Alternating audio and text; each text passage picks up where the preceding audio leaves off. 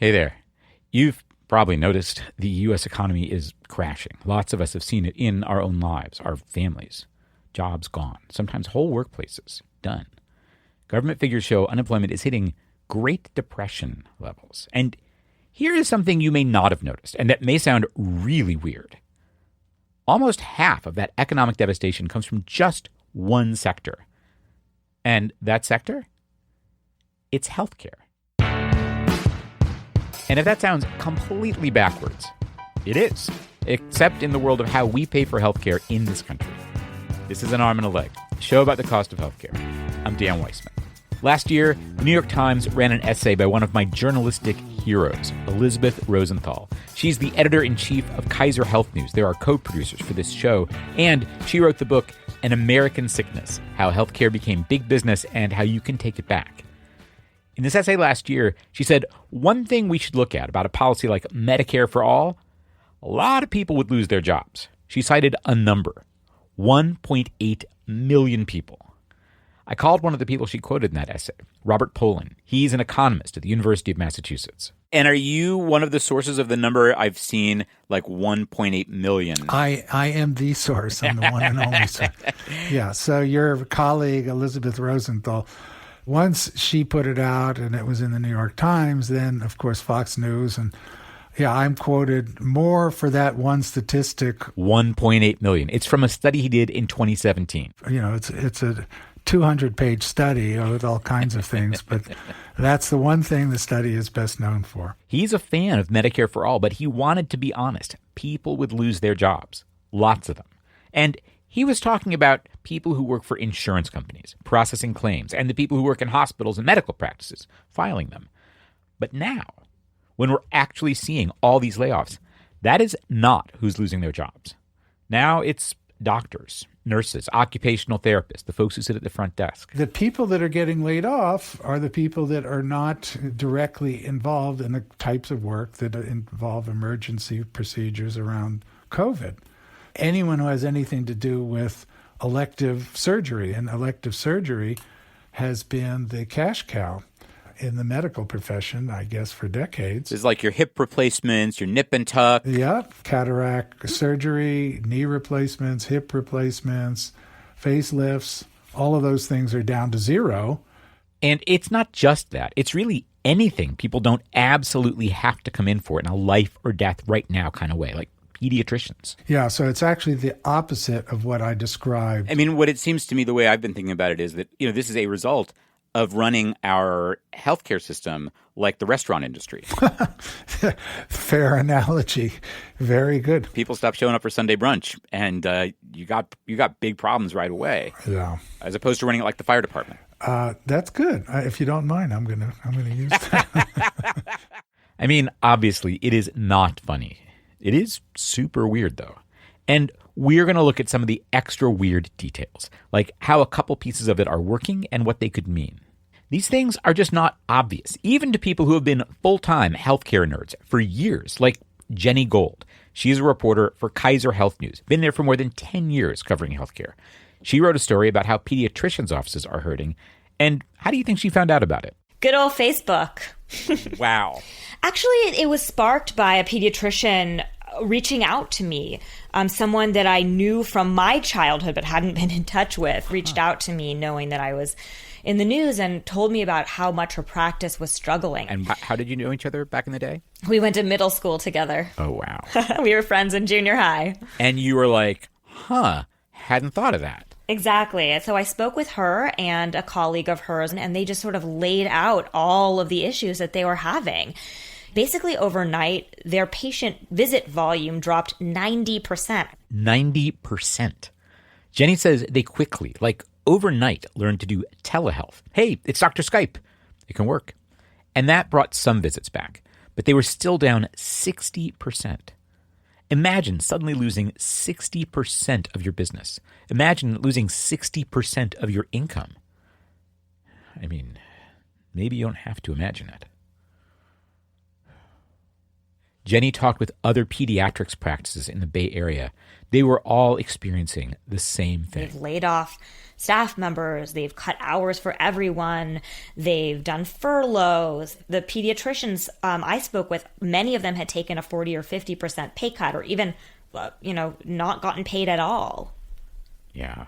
And none of that made things sustainable. The practices I spoke with said, we can survive this way for a month, maybe a couple months, but not for that much longer. One practice manager gave Jenny an especially memorable quote. She said, "I've been practicing for a long time. I've seen a lot of things. This is a very different beast. I've never seen in a week the entire thing fall apart." And the woman who said this was actually Jenny's childhood pediatrician. My middle school friend had gone to work at my old practice. And that doctor, I loved Dr. Anne Mary Franks as a kid, which is pretty wild. And actually, that was really kind of crazy to hear that from my old doctor. Of course, as a kid, I never really thought about the business side of my pediatrician's practice. Yeah, it exposes that the things we think of as kids, we think of as like immutable. They can't go away. She's telling you, oh, no, this could go away. Some of these practices that have really been holdouts as independent practices who've resisted going to work and being bought by the big hospital systems in the area might sort of have to cave and go be part of a large system, which, in the long run could lead to higher prices. Yep, could lead to higher prices. This is one of the reasons I especially wanted to talk with Jenny Gold for this story. She was one of the first people I interviewed for this show back in season 1. And she taught me, her reporting taught me, how when independent docs get bought by big hospitals, it means prices go up. Health insurance premiums go up. We pay. This is from a story she did about obstetricians in the Bay Area. Jenny dug up data that showed insurance companies paid independent obstetricians about $2,000 to deliver a baby. But if the doc worked for Stanford Medicine, insurance paid $5,000 for the exact same service. If they worked for the University of California, $8,000. Because those big systems have leverage. They can say to the insurance company, you don't like the price? Hey, have fun trying to sell a policy that doesn't include any docs from Stanford Medicine or the University of California. See how that goes for you. Those hospital systems are must-haves for the insurance companies. They have to, on some level, give the systems what they want. And then the insurance companies turn around to their customers, like maybe your employer or maybe you if you buy your own insurance. And they're like, I guess we're raising premiums this year. We got no choice. Providers are charging more. So that's one possible outcome. Those big fish will eat more little fish. Then the big fish have more leverage to charge more. Our insurance rates go up. And even if your employer pays your health insurance premium, that's money your employer could be paying you. And this isn't just pediatrics. It's everything. Physical therapists, gynecologists. I saw a headline the other day that said 1 out of every 5 primary care practices could close. A reporter in Boston had a story that community clinics were laying people off. Because all of these places operate like a restaurant or a car wash. It's fee for service. Nobody comes in for service. Nobody gets a fee. So that's a whole fun potential outcome from this pandemic. Actual doctors and nurses and other frontline staff go on unemployment, and then the bigger fish get bigger, and they maybe end up charging us more. That's weird. But you know what's really weird? Well, who are the last people you'd expect to be hurting financially during a pandemic? ER docs who treat coronavirus patients. And actually, some of them are getting hit too, thanks to some of the same forces. Big fish hungry for money. A lot of these docs actually work for big operators, and these big operators are making clear they're not the good guys. That's right after this. This season of An Arm and a Leg is a co-production with Kaiser Health News. Kaiser Health News is an independent newsroom reporting on healthcare in America. It's not affiliated with the giant healthcare provider Kaiser Permanente. There's a little more detail on Kaiser Health News at the end of the show. So, emergency room docs. We see pictures on TV, on the news, of emergency rooms overflowing. But here's one thing to know. Emergency rooms in a lot of places, they're seeing fewer people overall. Same as the pediatrician's office. People who would usually come in are staying away. And in a lot of places, even when they get COVID patients, the total number of people coming in, it's lower. And it's not just people with weird ouchies that are staying away. They're seeing fewer heart attack patients. And that means even ER docs who see a good number of COVID patients, a lot of them are getting paid less. Isaac Arnsdorf is a reporter for ProPublica. He's been following the money trail. It is ugly and weird in a totally fascinating way. In his first story about ER docs, he noted a very simple thing. A lot of them were getting paid less during a pandemic. This is not just for providers in, quiet places where there's no one in the hospital. This is happening with providers who are on the front lines treating coronavirus patients, putting themselves at huge risk. The deal was, outside of those overflowing emergency rooms in the red hot zones in places like New York, the total number of people coming in was down. And that meant less money. So the docs were on the schedule for fewer hours. Isaac first reported on this at the end of March, and some of the companies the doctors worked for pushed back. Some of the companies were trying to be a little cute with saying we're not cutting the pay rate, which was technically true. Obviously, if you're getting paid the same rate for fewer hours, then you're making less money. I mean, ask anybody who's had their hours cut. It's hard to believe this even needs saying. In some cases, they were taking salaried employees and converting them to hourly employees. And then assigning them fewer hours. Isaac got hold of a memo from one company that said, anyone not willing or unable to share the burden will need to be terminated to preserve employment for those who really feel part of our team and care about their coworkers. So there's that. And you might be asking, who's doing this cutting anyway? And this is where we get to a second layer. Because in a lot of emergency rooms, the doc doesn't work for the hospital. They work for what's called a medical staffing firm. These companies tell hospitals, you got these ERs that run literally 24/7. We're going to make sure you've always got somebody. A doctor calls in sick, not your problem. Scheduling around vacations, we got you. And you can imagine what a load off that would be if you were running a hospital.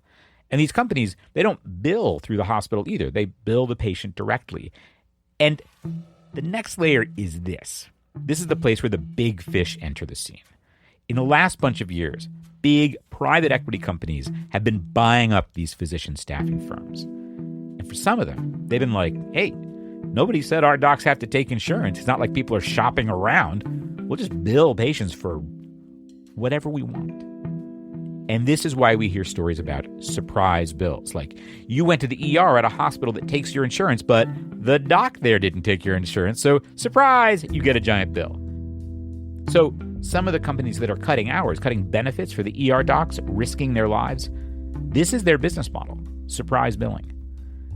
And last year, Congress started thinking hard about limiting surprise billing. Like, committees in both the Democratic-controlled House and the Republican-controlled Senate voted in favor of bills that would do exactly that. And then those companies hit back. They funneled money into a group they called Doctor-Patient Unity, and they started running political ads all over the country, really well-crafted political ads. The best part about being a doctor is helping people when they need it most. They argued the proposals to limit surprise billing, ideas they called government rate setting, would lead to doctor shortages. And even hospital closures.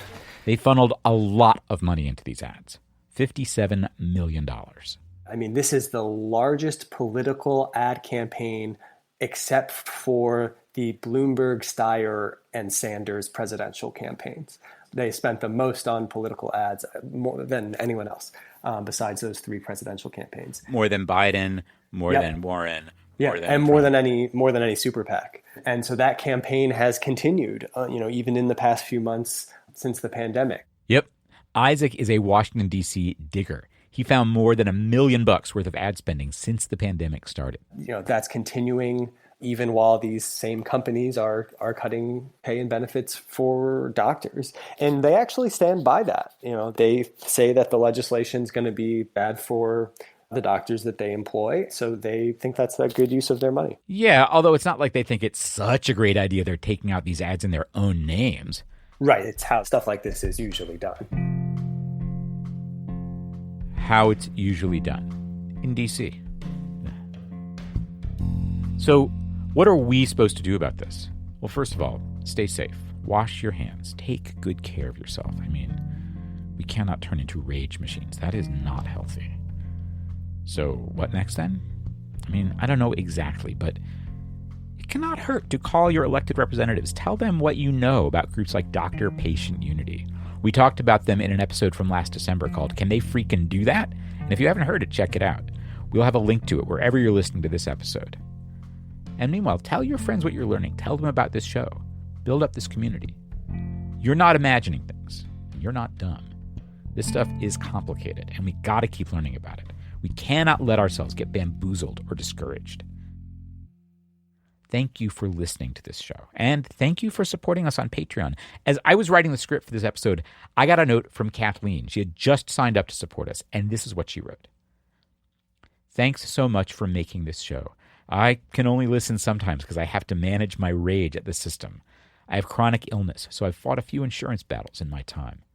I'm actually on hold with United right now, calling about why the same blood tests from the same doctor at the same lab were covered last year, and this year they charged me $177. I called the number on the back of the card, and they said, "We're closed now. Please call back between the hours of 8 a.m. and 8 p.m. in your time zone." It's 4 p.m.? Thanks for sharing information and investigating. I feel like I can't do anything about this horrible system by myself, and your show gives me a little bit of hope. Kathleen, thank you so much for this note. You have totally made my day. I've been hearing from more of you, and we'll be sharing more of what I've been hearing next week. Till then, take care of yourself. You can share stories and questions at armandalegshow.com/contact, or call and leave us a message. We might play it. The number is 724-276-6534. That is 724-ARM-N-LEG. And you can join Kathleen in supporting the show by going to armandalegshow.com/support. This episode was produced by me, Dan Weissman, edited by Ann Hepperman. Daisy Rosario is our consulting managing producer, and Adam Raymunda is our audio wizard. Our music is by Dave Weiner and Blue Dot Sessions. This season of An Arm and a Leg is a co-production with Kaiser Health News. That's a nonprofit news service about healthcare in America that's an editorially independent program of the Kaiser Family Foundation. Kaiser Health News is not affiliated with Kaiser Permanente, the big healthcare provider. They share an ancestor. This guy, Henry J. Kaiser, he had his hands in a lot of different stuff. Concrete, aluminum, shipbuilding. When he died more than 50 years ago, he left half his money to the foundation that later created Kaiser Health News. You can learn more about him and Kaiser Health News at armandalegshow.com/Kaiser. Diane Weber is national editor for broadcast, and Tanya English is senior editor for broadcast innovation at Kaiser Health News. They are editorial liaisons to this show. Finally, thank you to some of our new backers on Patreon. Pledge $2 a month or more, you get a shout out right here. Thanks this week to folks who joined us for the first time and some who increased their pledge. Thank you so much to Joe DeBlasio, Sally Curvin, Christopher Larson, Catherine Harkins, Davina Del Fiero, Chris Clark, and Petsia Rojas. Thank you. Stay safe. Be well. Take care of each other.